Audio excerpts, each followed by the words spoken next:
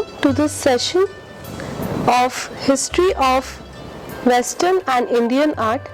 I am Snehal Tambulwadikar, an art historian currently working with Sir J.J. School of Arts in the Department of Art History and Aesthetics. In today's session, we shall be discussing about a movement of art called as Formism. In this module, we shall be learning about the most spontaneous art movements happening in Europe, which is called as Fauvism. Fauvists were the most experimentative and the spontaneous group of artists who believed that art is just not a self-expression, but rather the expression of the constant yet vital energy of the universe. This movement is especially known for the use of colors and the flamboyant means of brushstrokes that Fauvists brought into usage. The term Fauvism or Les Fauves, as said in French, was coined by the French critic Louis Wasselet, meaning wild beast, denoting the vibrant colors and the untamed style of the painters during this period between 1904 and 1907.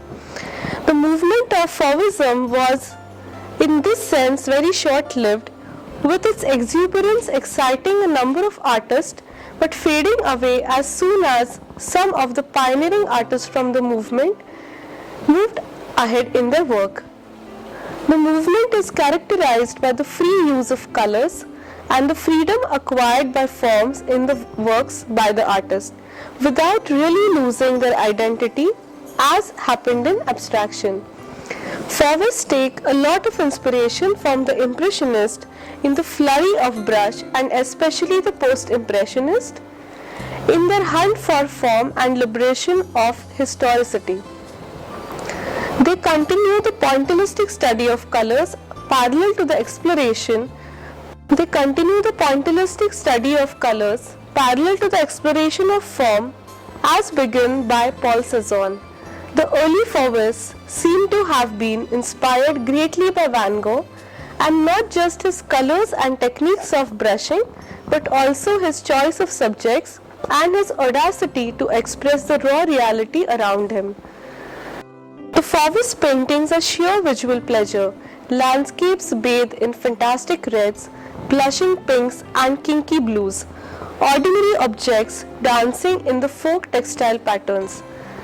Fauvism are literally mad beasts in their usage of vibrant flamboyant colors, which are not really shocking to our concepts but pretty shocking to our visual ability to conceive paintings.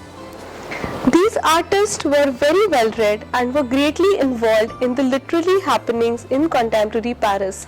They were attached to Apollinaire, Baudelaire, Émile Zola, and read them, leading to some great works in this ism. The Fauvists were for some years the most experimental painters living in Paris.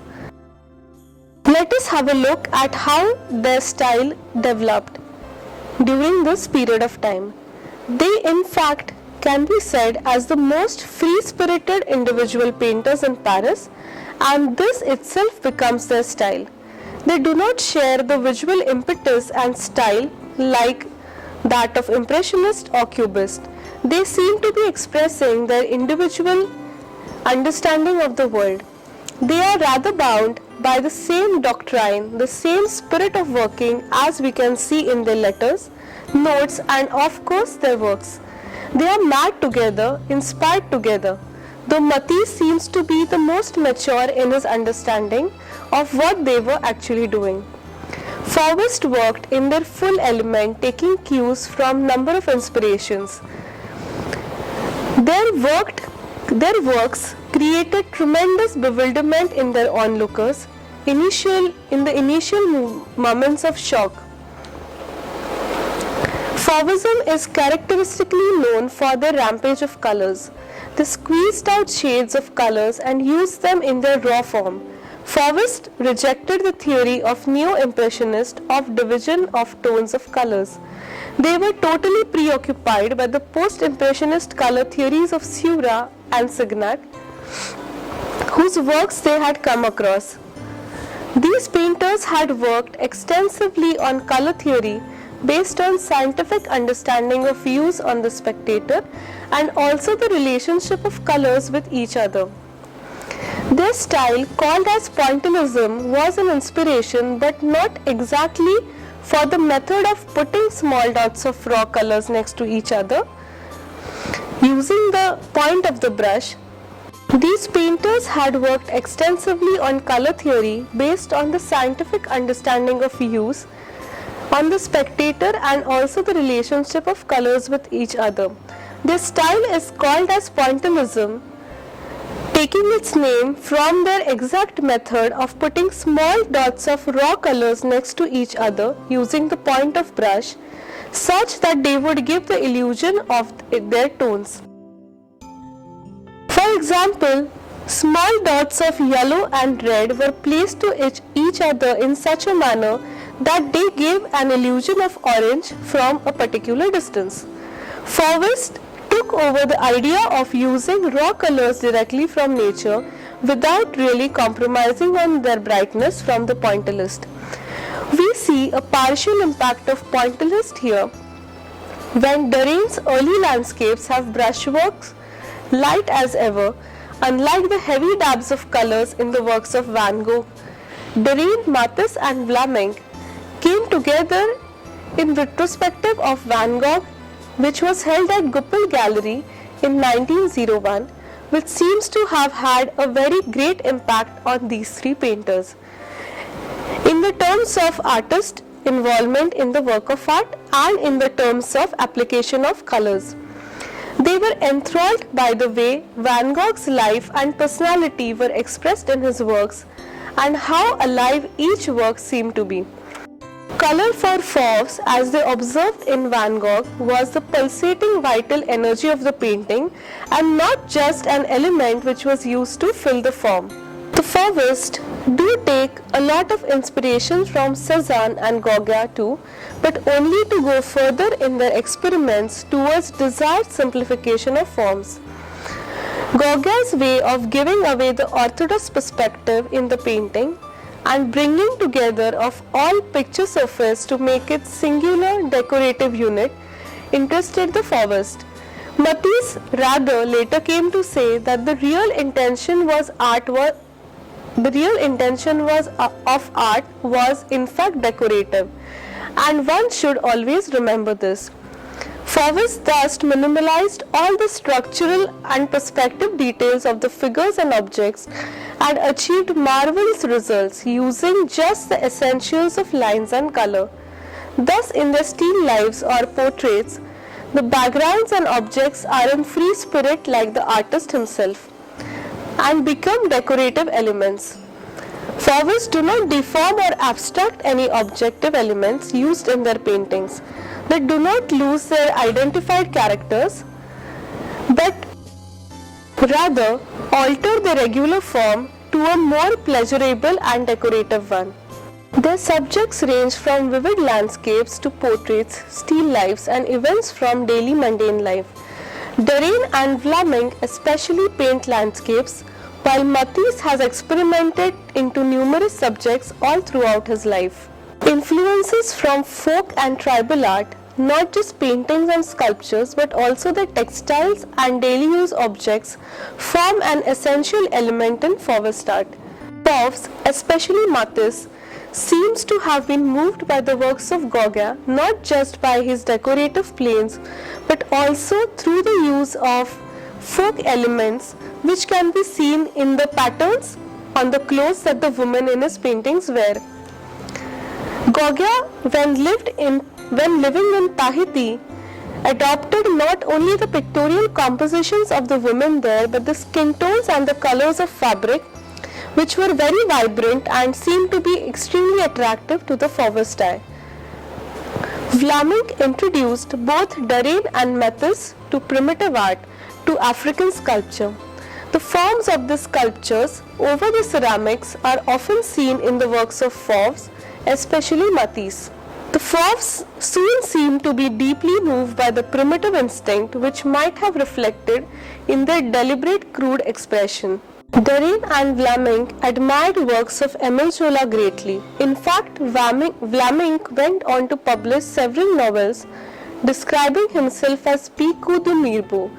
Paintings like Joy the Weaver of Matisse take a lot from Baudelaire's text and show how surprisingly close he was to the literary currents of his time. Henri-Émile Benoit-Matisse was a French artist known for both his use of color and his fluid and original line.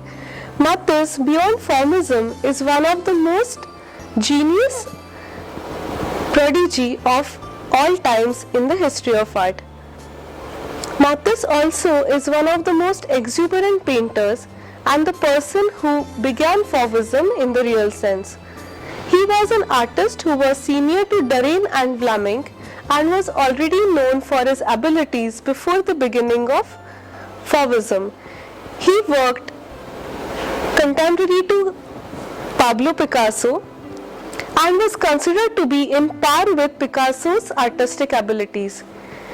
He entered the studio of Gustave Moreau in 1895. This studio greatly formulates the course that his career took in the coming years.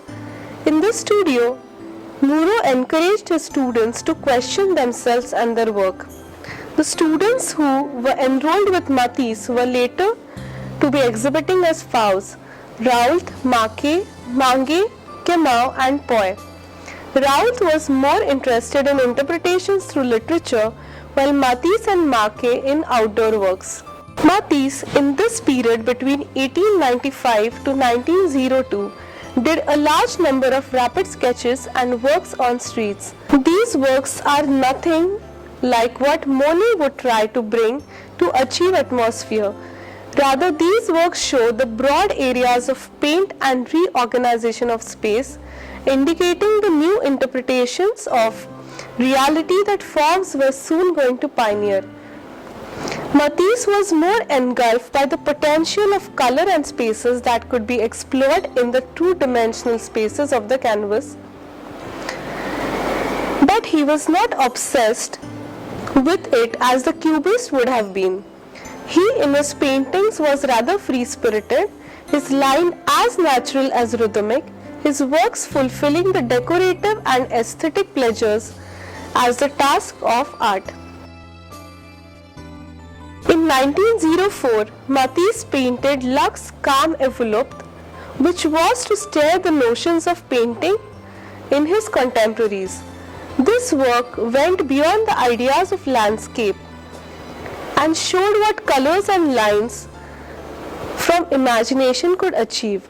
The moods were especially astonishing. They were almost part of the landscape and had taken form in the whole composition without losing their character.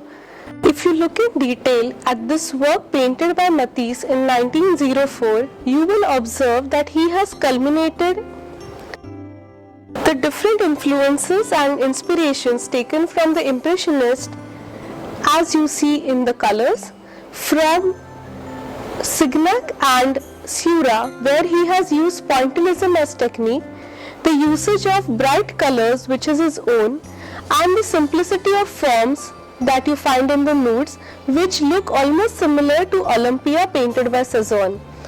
Henri Matisse made use of all these inspirations to paint something that was completely his own and could be considered to be his early masterpiece of Fauvism. That the background, the foreground and the objects drawn on either of these could merge so flamboyantly with colors was a very new revelation for the artist in Fauvist period. In 1905, in the first exhibition of Fauves, Matisse presented his portrait of Madame Matisse with a hat, which was taken as a complete shock. The work was interpreted of bad taste and ridiculing femininity, although everyone acclaimed the superior talent in Matisse. If you have a look at this work, Lady with a Hat, painted in 1905, you will see that Matisse has gone too far, much beyond what Van Gogh could have done. Van Gogh, although paints his expressions, does not really create violence out of colors, as you see in this work, where the background and the head of the female both have almost the same hues of greens, pinks, yellows, flesh tints and reds. Also, the lady does not look typically feminine as Manet could have painted her or Gauguin could have painted her. She is completely devoid of her voyeurism. Flamboyant as the portrait was, it is not as startling as his next portrait of his wife, Madame Matisse, which he painted in 1906. This is the pioneering Fauvist work having colossal impact. Even today, the power of color is undiminished, and the famous green line punctuating the nose still generates excitement.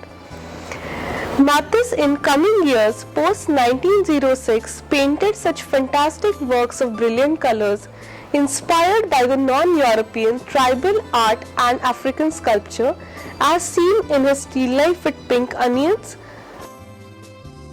with bold designs on vase. If we have a look at the work Madame Matisse painted in 1906, we see that Matisse does not actually see the portrait in this work, but rather is expressing more of the colors that he can see on the face of his wife. The green that he has used on the nose would not essentially look green, but gave a feeling of green because of the reflections from the atmosphere. To balance the green on the face, he has used green on the right background. To balance the red on the dress, he has used pink and red on the left side background. Matisse thus could use any amount of bright color on any part of the body or face and could create balance in his Fauvist works.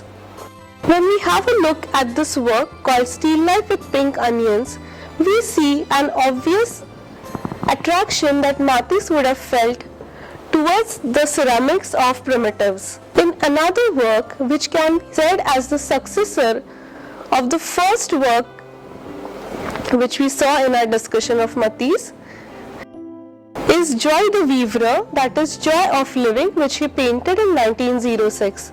In this work again, we find that the nudes are almost diminishing in the background and yet stand out as forms and not essentially as females. Compared to what he had painted before, we see that now the ideas of pointillism have almost vanished from his works and the whole painting becomes a decorative element with trees, the background, the foreground and the objects drawn in it all becoming patterns and nothing more than that. Matisse went ahead to doing great experiments in his art, his work going much beyond Fauvism. He also collected a number of African sculptures and became vastly interested in primitivism.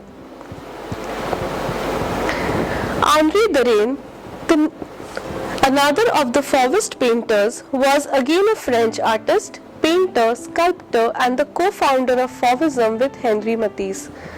Around 1900, Derain with another painter Carrière was experimenting in Chateau on the outskirts of Paris. Derain also attended a small class in Paris where Matisse had enrolled too. Derain, who was 11 years younger to Matisse, admired his work and benefited from his intellectual approach to painting. But they could relate because their intentions were very similar. Derain came from a simple middle-class family who were not very happy about the career chosen by their son, until Matisse convinced them of Derain's talents. Derain, along with Vlaminck and Matisse, began Fauvist experiment but was always in grave doubts about his capacities. After Matisse painted Lux Calm Envelope, Derain began experimenting with pointillistic techniques. In his experiments, he achieved an effect in watercolor by leaving white spaces of paper such that they become part of the space of the painting itself. These are some of his best works. The fluid technique of watercolor loosened his imagination as well as brush and led him to paint marvelously Fauvist works. The works like the corner of Boulevard Bourmer and Avenue Peloton, painted in 1905, Le Pont des Châteaux, also painted in 1905, express the concerns that Derain was trying to express through his works. You will observe that he has made use of direct primary colors like yellow, red and blue, and left larger parts of light completely white, rather than painting them with thick patches like the Impressionist would have done. Also, watercolors have given him a benefit of painting more fluidly and creating a lyrical movement in his works, making them not mere landscapes but dancing, lively paintings.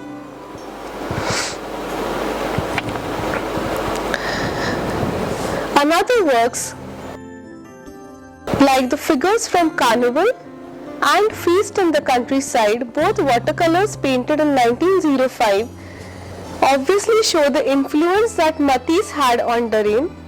Although Derain has his own inputs of creating figures which are as light as feathers or creepers that could easily diminish in the atmospheres. After presenting successfully in 1906, Derain went ahead to do making deliberate reworking of Impressionist paintings in a series of river themes. During this time, Derain painted his most outstanding examples of Fauvist art. He said that colors were like dynamite. In its freshness, everything could be raised above reality. For Derain, color itself was the subject, very powerful, very resonant, and yet his colors never went out of control. This can be evidently seen in works like the cityscape and the Charring Across the Bridge, which have both been painted in 1906. Especially in the work Charring Across the Bridge, you might observe the use of fresh yellow and red which have been painted in the sky as well as the river, and yet do not imbalance the work of art in any way. You also can evidently see that for Derain, the sky was not a sky, the water one really did not meant water. He was not painting a landscape, but he was only using it as a reference to paint his colors. During this time, Derain was experimenting with several different styles, apparently simultaneously. Thus, along with the impressive nature scenes, we find subjects like the dance, painted in 1906, which are lyrical imaginations.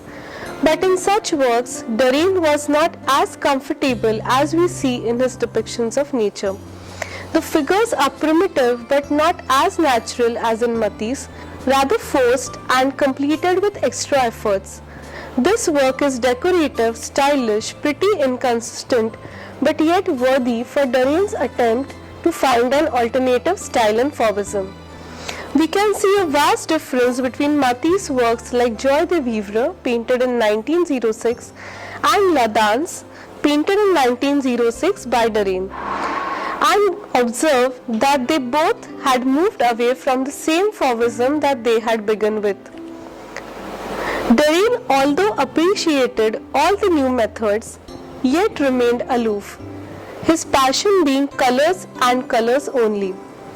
By 1907, Cubism began emerging, and Derain found his sympathies with its ideas.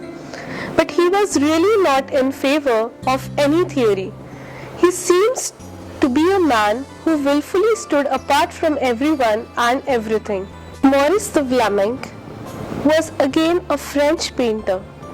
Along with Henri Derain and Henri Matisse, he is considered as one of the principal figures in the Fauve movement. Vlaminck was pretty different from Derain and Matisse. He came from a very carefree background, and at the age of 16 he had already left home to earn precarious living as a racing cyclist, and later as a violinist at nightclubs and cabarets. He had never attended any art school and thus had an extremely spontaneous approach to painting. Although without formal training, he was very well read and had good knowledge of contemporary painting and also literature. He was looking in art the expression and persona of the artist and did not appreciate cold art that would not generate any strong emotion or did not represent the individuality of artist, and thus highly admired Van Gogh. Vlaminck was a great admirer of literature and wrote a number of novels. In his early period between 1890 to 1900, he became a minor political activist. He shared the excitement with Derain and Matisse and began painting brilliant landscapes around Paris, exhibiting them in 1905. You can see a brilliant example in this work painted in 1905 called the La Restaurant de la Machine à Bougival, where he has made use of red in a very interesting, brilliant Fauvist way, which is repeated on the flowers in the foreground, the main wall of the restaurant as well as some buildings in the background, continued on the bark of the tree. In Chateau, around 1906, Vlaminck was painting more exuberantly than ever. Vlaminck deliberately worked with primitive intuition, with disregard of regular ways of seeing.